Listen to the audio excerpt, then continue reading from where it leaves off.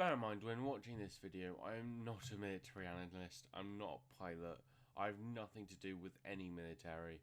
I am just someone who enjoys watching military videos on YouTube. However, due to me having the intelligence of someone with a brain, and not the intelligence of a Russian dog, I do know that Russia lies about basically everything. And I know that the US lies a lot less. I know that the difference between them is that the United States lies and downplays their capability, while the Russian Federation lies and overstates their capability. For instance, according to Wikipedia, and the news sources that get their own information from Russian propaganda channels, which we all know are the most reliable and truthful sources in existence, they have 32 airframes, 22 in production and 10 in service, when in reality they likely have less than 6. Do they have 32? Maybe. Again, I'm not in the military, nor do I have anything to do with any government. But the thing with Russia is that if you don't see it, they don't have it. So until I see all of them, I'm not going to believe it. Now, if I'm wrong, then I'll go to Russia and willingly get gangbanged by Putin's cult. Although I've heard Russia doesn't like rainbow, so I'll probably have to wait until someone who isn't homophobic is in charge. This is a 5th generation fighter. This is also a 5th generation fighter.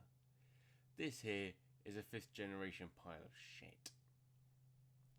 This is a 4th generation fighter. This is also a 4th generation fighter. You want to know something that's fucking incredible? This is a flying pile of steel glazed shit disguised as a 4th generation fighter. Something that I will give the Russians is that the Su-57 is a visually gorgeous plane. I like the look of it and I like the paint. Paint which the US Marines would enjoy drinking to wash down the purple crayons they stole from the local preschool, but I digress. Yep. The Russian fanboys I see all over the place are constantly claiming the Su-57 is the greatest plane in existence. Just one of them renders the entirety of European NATO air forces utterly useless, and 2 existing renders the American air forces more useless than the 12-year-olds on Xbox Live proclaiming their sexual conquests over your various relatives. They do this with everything Russia creates, which is just an absolute joy to watch every time. Moreover, the Russian Navy is where they have always fallen short.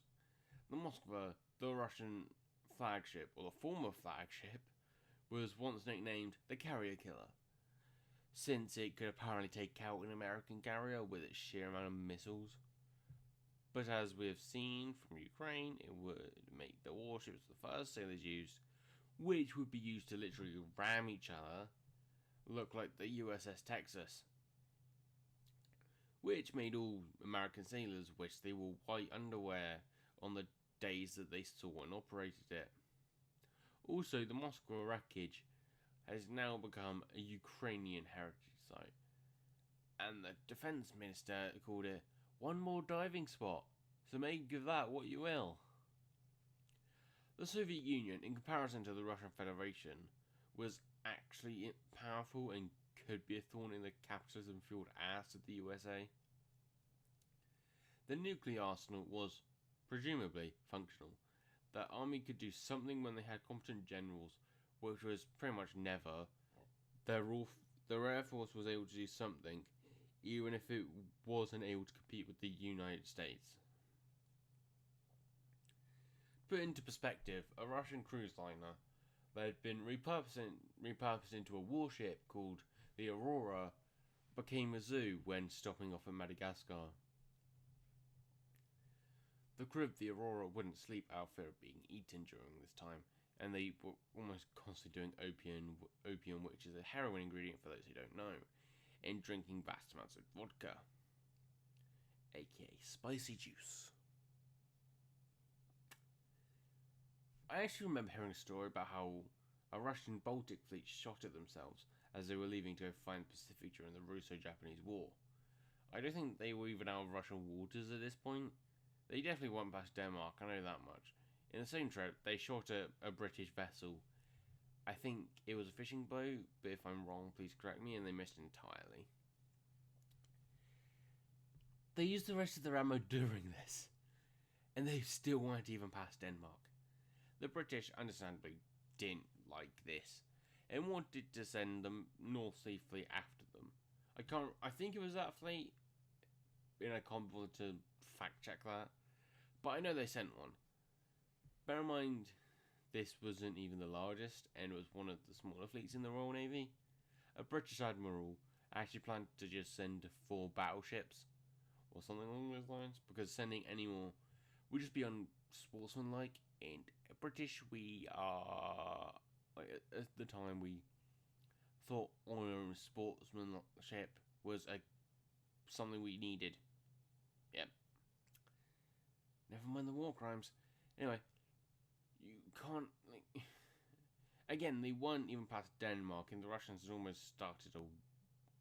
already almost started a war with the most powerful empire in the world at the time. You really can't make this shit up, and it really demonstrates that Russia's been incompetent for over a century. They haven't been the greatest at really anything beyond being able to throw millions upon millions of bodies at a problem until it goes away. It's fucked up, but it did work. Although today it's just giving the enemy the ability to farm their army for XP. Do you know that during the Second World War, Russia had some of the shittiest tanks, namely the T-34. I know that I just signed my own death certificate, but by saying that, but it's true. The T-34 was an absolute pile of metal-coated shit. It's the tank version of the Foxbat, over-glorified tin.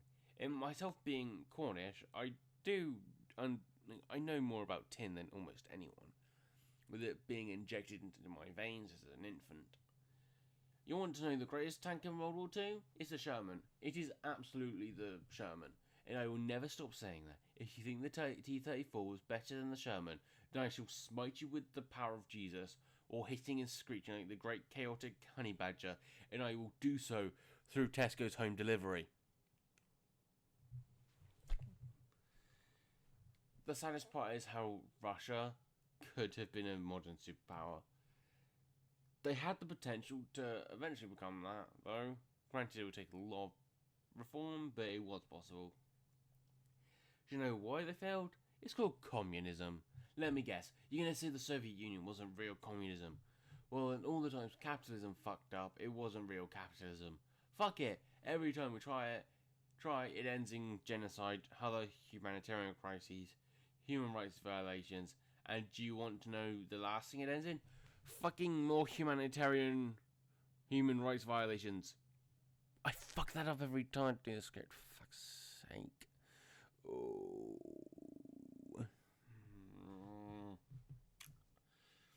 Is capitalism the best ideology we could have? No. But want to know something incredible? We haven't had to build more walls, fortified with guard towers, barbed wire mines, and every other fucking thing the Soviets used in order to keep our people in.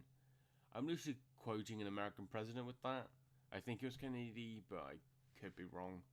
I'm not perfect, and I can't be bothered to do a ton of research because I'm tired and my throat hurts. Sorry, that wasn't meant for this. That was meant for the Communism Sucks video I'm working on.